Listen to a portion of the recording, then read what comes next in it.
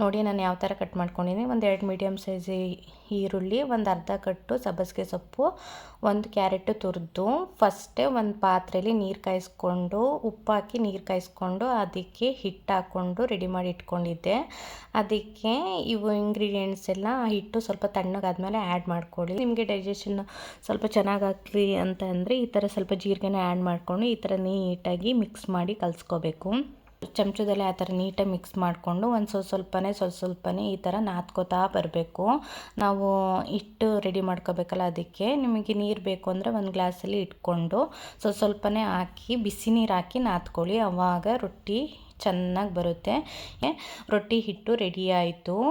ಇಲ್ಲಿ ನೋಡಿ ಒಂದು ಸ್ವಲ್ಪನೂ ಪಾತ್ರೆಗೆ ಅಂಟ್ಕೊಂಡಿಲ್ಲ, ನೀವು ನೋಡ್ತಿರ್ಬೋದು ಎಷ್ಟು ಚೆನ್ನಾಗಿದೆ.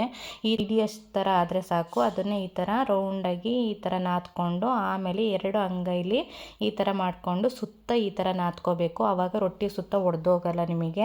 ಸ್ವಲ್ಪ ಹಿಟ್ಟು ಹಾಕ್ಕೊಂಡಿದ್ನಲ್ವ ಅದ್ರ ಮೇಲೆ ಇದನ್ನು ಈ ಥರ ಹಾಕಿ 1-2 ಸಲ ತಿರುಗಿಸಾದ್ಮೇಲೆ 1-2 ಸಲ ಈ ಥರ ತಟ್ಟಿ ಲಟ್ಟಣಿಗೆ ಇರುತ್ತಲ್ವ ಅದರಲ್ಲಿ ಈ ಥರ ಲಟ್ಟಿಸಿ ಬೇಗನೂ ಆಗುತ್ತೆ.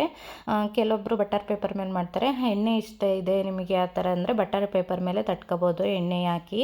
ನನಗೆ ಇವತ್ತು ಎಣ್ಣೆ ಬೇಡ, ಅದಕ್ಕೋಸ್ಕರ ನಾನು ಈ ಥರ ಮಾಡ್ಕೋತ. ಅವಾಗ ಇಷ್ಟ ಆಗಲ್ಲ, ಬೇಡ ಜಾಸ್ತಿ ಅನಿಸುತ್ತೆ, ಓವರ್ ಅನಿಸುತ್ತೆ, ತಿಂದರೂ ಒಂಥರ ಅನಿಸುತ್ತೆ, ಏನಾದರೂ ಅಂಟ್ಕೋತಿದೆ ಅದು ಲಟ್ಟಿಸ್ಬೇಕಾದ್ರೆ ಅಂದರೆ ನೀವು ಕೋಲಿಗೆ ಹಿಟ್ಟ ಸ್ವಲ್ಪ ಉಚ್ಕೊಳ್ಳಿ. ನೀವು ರೊಟ್ಟಿ ಮೇಲೆ ಹಾಕೋಕೆ ಹೋಗ್ಬಿಡಿ, ಆವಾಗ ರೊಟ್ಟಿಲಿ ಹಿಟ್ಟಿಟ್ಟಂಗೆ ಸಿಗುತ್ತೆ. ಕೋಲಿಗೆ ಹಾಕೊಂಡು ಈ ಥರ ಲಟ್ಟಿಸ್ಕೊಂಡ್ರೆ ಇಲ್ಲಿ ನೋಡಿ ಎಷ್ಟು ಚೆನ್ನಾಗಿ ರೌಂಡಾಗಿ ಬರ್ತಿದೆ.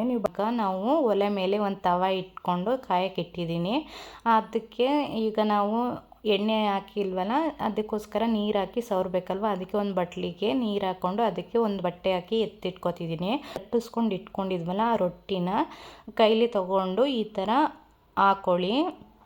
ಹಾಕ್ಕೊಂಡು ಒಂದು 5 ನಿಮಿಷ ನೀಟಾಗಿ ಹೈ ಫ್ಲೇಮ್ ಇಟ್ಟು ಬೇಯಿಸ್ಕೊಳ್ಳಿ. ರೊಟ್ಟಿ ಬೆಂದಿದೆ ನೋಡ್ತಿರ್ಬೋದು ನೀವು. ಇವಾಗ ನಾನು ಬಟ್ಲಲ್ಲಿ ಒಂದು ಬಟ್ಟೆ ಹಾಕಿ ನೀರನ್ನ ಎತ್ತಿಟ್ಕೊಂಡಿದ್ನಲ್ಲ, ನೀರನ್ನ ತಗೊಂಡು ಈ ಥರ ಫುಲ್ಲು ರೊಟ್ಟಿಗೆ ಸವರಬೇಕು. ಎಲ್ಲೂ ಹಿಟ್ಟದ ಜಾಗ ಇರಬಾರ್ದು. ಈ ಥರ ನೀಟಾಗಿ ಸವರ್ಕೊಂಡಾದ್ಮೇಲೆ ರೊಟ್ಟಿನ ಇನ್ನೊಂದು ಕಡೆಗೆ ತಿರುವಾಕಿ ಆ ಕಡೆನೂ ಒಂದು 5 ನಿಮಿಷ ನೀಟಾಗಿ ಬೇಯಿಸ್ಕೊಳ್ಳಿ. ಒಳ್ಳೆ ಅಕ್ಕಿ ಮಸಾಲ ರೊಟ್ಟಿ ರೆಡಿಯಾಗಿರುತ್ತೆ. ತಿನ್ನೋಕ್ಕೂ ಎಷ್ಟು ಚೆನ್ನಾಗಿರುತ್ತೆ ಅಂದರೆ ತುಂಬ ಚೆನ್ನಾಗಿರುತ್ತೆ.